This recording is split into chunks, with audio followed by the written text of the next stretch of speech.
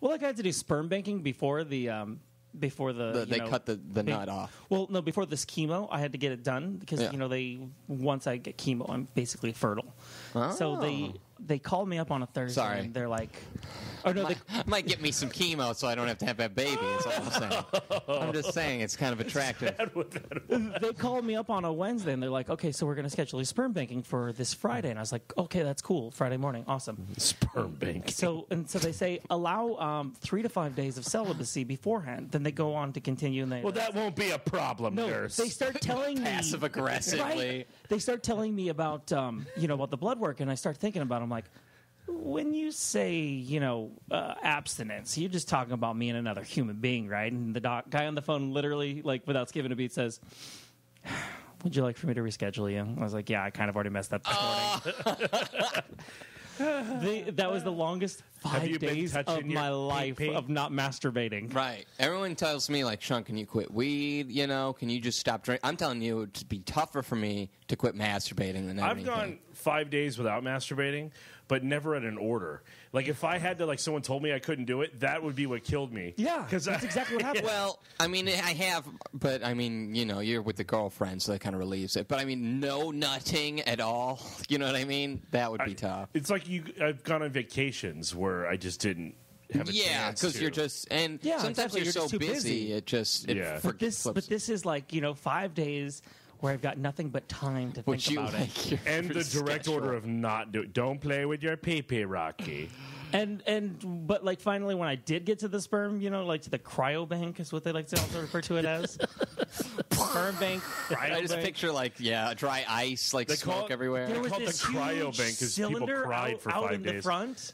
There's this huge cylinder, and it's like white, and it's sitting out in the front of the building. Like and the Terminator's got his hand sticking out of it. I know, and I'm like telling my dad, I said, how much sperm you think is in there? Apparently, it's only holding gas. Oh, you think it's just random? Like everyone comes in the same. Yeah, the same.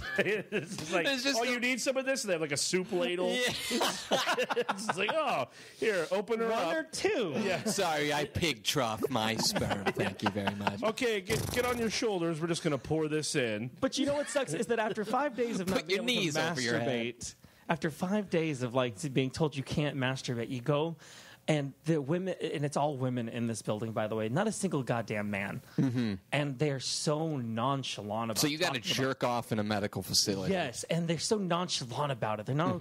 They're like, okay, so we're gonna introduce you to some of the rooms, so that way you can donate. That's they kept on saying. Rooms? Donate. There are a couple different rooms. Are you kidding me? I donate to my sock 5 times a week. The jungle room, the moon base. I like the way they did this. There was 3 main rooms. Fetish the first rooms. One, they say this is what we call the boring room. The boring room.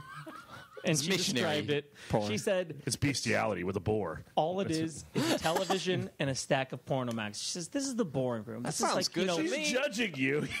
This is the room for pigs. This is the room that we usually let the teenagers go into because they get off on anything." I'm like, oh my fuck? God, what is going? This is our S&M room where a woman beats you with a 9-tail. This is the room where I slowly take off my blouse. The next room was great. The next room was, this is what we like to call the black and white room in case you're into interracial relationships.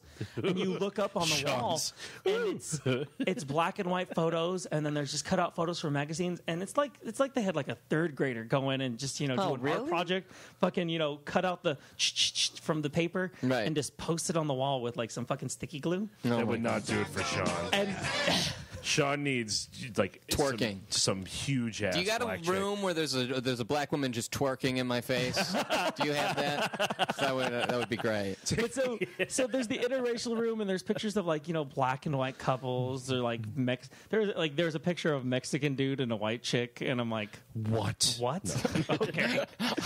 And then she said, and this is what we like to call the fantasy room. By the way, it was not a fantasy room.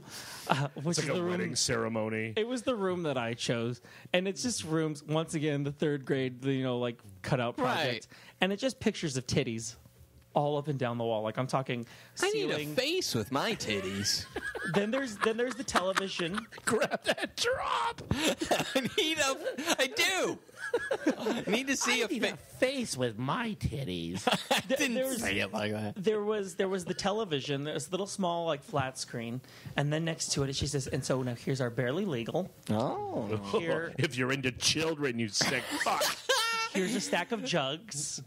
Here's a stack of Hustler, and if you're old fashioned, there's Playboy. But each stack got bigger than the next. So I'm like It was sitting like there, the and I'm Singer like, AT&T ad with their bars. Were Shucks. and then she's like, oh, but you know what? She looks into the little DVD pack. You know, all the DVDs have been stolen, so let me go grab them from the boring room. I'm like, I don't want the boring shit. Wow. So, but all in all, eventually I just went to my phone. I was like, "Fuck this shit! I can go to Pornhub. What the hell? I can get my specific preference if I just go to Pornhub." But then you got to last an hour because you're like, "This isn't the right position. Let's switch it up." You in and out of there. That's why they don't have you masturbate for 5 days, because they know that you're basically your semen's already hanging out by the door. Right. It's dripping into your pants. There was a sign of how to wash your penis before masturbating. Really? Oh, I wear a maxi pad if I go that long. I really do, just because it falls out. Yeah. I wear my father's scarf, but his semen maxi pad, never.